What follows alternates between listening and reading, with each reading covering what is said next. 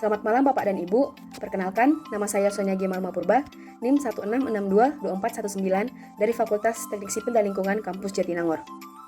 Saya berasal dari Medan, Sumatera Utara, dan merupakan anak pertama dari 4 bersaudara. Sebagai anak pertama dan berasal dari keluarga yang mempunyai latar belakang seadanya, mengharuskan saya untuk berjuang meraih mimpi dan mampu bertahan dimanapun saya tinggal. Sikap mandiri, rendah hati, dan tanggung jawab yang telah tertanam dalam diri saya sejak kecil membuat saya menjadi pribadi yang kuat mental dan saya mampu menghadapi setiap masalah yang akan saya hadapi. Sejauh saya mengenali diri saya hingga saat ini, saya merupakan seorang yang mudah dalam beradaptasi dan menjalin relasi, pendengar dan pembicara yang baik, serta memiliki kepedulian dan integritas yang tinggi. Sesuai dengan analisis tes MBTI yang saya lakukan, saya termasuk orang tipe protagonis dengan karakter personal growth atau pengembangan diri yang mencapai 86%. Tipe ini mendeskripsikan kepribadian karismatik dan inspiratif yang sering merasa terpanggil untuk melayani tujuan hidup yang lebih besar. Tipe protagonis ini merasakan dorongan untuk berkembang, meningkat, dan tumbuh serta mengakui kemampuan mereka untuk melakukan kebaikan yang luar biasa di sekitarnya dengan 97% percaya bahwa mereka memberikan pengaruh positif bagi orang lain.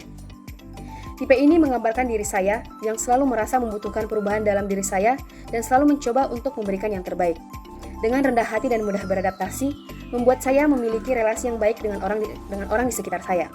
Sejauh saya mengenali diri saya, saat ini juga saya memiliki integritas dengan rasa percaya diri yang tinggi. Sejak SMA, saya seringkali diberi kepercayaan oleh Bapak Ibu Guru untuk menjadi pengawas saat ujian dan saat melakukan aktivitas kebersihan sekolah. Saya juga sering ditunjuk sebagai pembicara di sekolah, baik dalam event yang kecil maupun event yang besar. Saya diberi kepercayaan membantu Bapak Ibu Guru dalam memberi informasi mengenai aturan sekolah dan memberi wejangan kepada adik kelas saya di tahun pertama mereka masuk ke bangku SMA. Selain di lingkungan sekolah, saya juga aktif berorganisasi di lingkungan gereja. Hingga saat ini, saya terpilih menjadi bendahara dan mengatur keuangan organisasi pemuda di gereja saya. Dengan kepribadian yang berani, rasa percaya diri, pengalaman, dan wawasan yang saya miliki, saya merasa bermanfaat bagi sekitar saya, terutama teman-teman yang dalam jenjang menempuh pendidikan seperti saya. Saya merasa memberi dampak positif terhadap orang-orang yang ada di sekitar saya.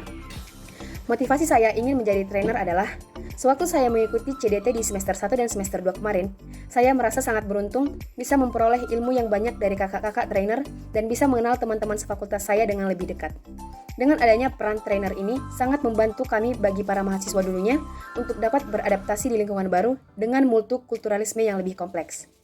Dengan hal ini, di awal perkuliahan bagi maba tidak akan terasa begitu sulit dan mereka tidak harus beradaptasi dengan sulit di lingkungan baru mereka.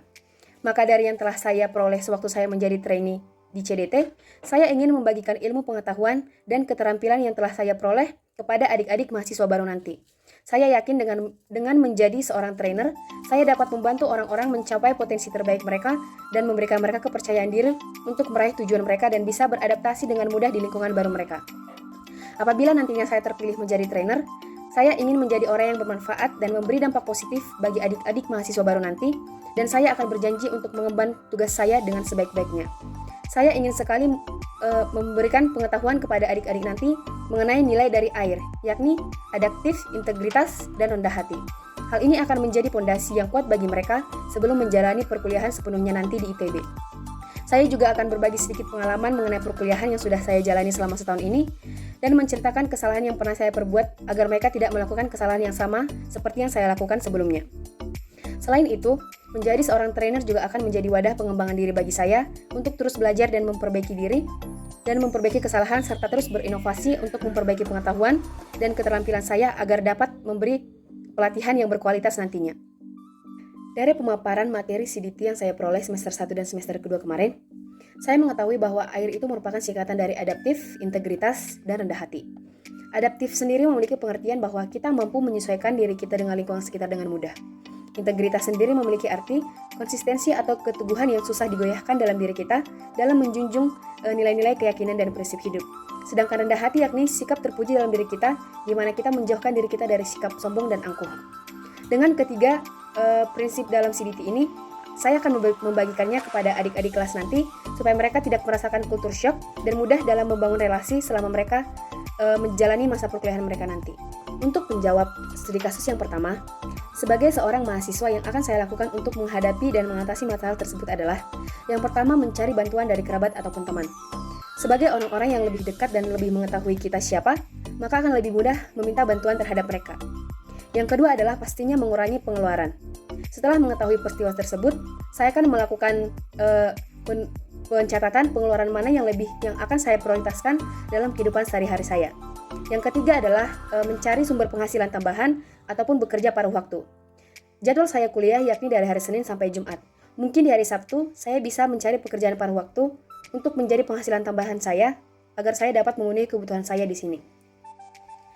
Yang keempat adalah meminta bantuan dari pihak kampus, misalnya pengurangan UKT ataupun donasi atas musibah yang terjadi dalam keluarga saya.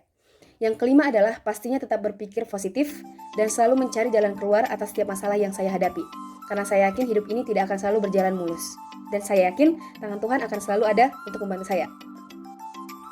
Untuk menjawab studi kasus yang kedua, dalam menjalani kehidupan masyarakat sebagai seorang mahasiswa, saya harus memahami kebutuhan dan harapan masyarakat, serta berusaha memberikan kontribusi yang bermanfaat dan sesuai dengan kebutuhan mereka dengan tetap memperhatikan etika dan profesionalisme dalam melakukan kegiatan sosial.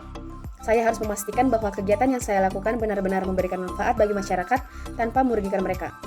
Saya akan membuang ego saya yang tinggi dan beranggapan bahwa saya adalah orang terpenting dalam kehidupan masyarakat dalam membantu mereka untuk melakukan kegiatan aktivitas mereka sehari-hari. Saya juga harus mampu berkomunikasi dengan baik dan menjalin hubungan dengan baik dengan masyarakat sekitar agar dapat memahami kebutuhan mereka dengan lebih baik lagi. Dengan memiliki sifat rendah hati, sikap yang baik, dan menjalankan kegiatan sosial dengan etika dan profesionalisme, maka saya sebagai mahasiswa dapat memberikan kontribusi yang bermanfaat bagi masyarakat tanpa merugikan mereka. Sekian pemaparan dari saya. Terima kasih.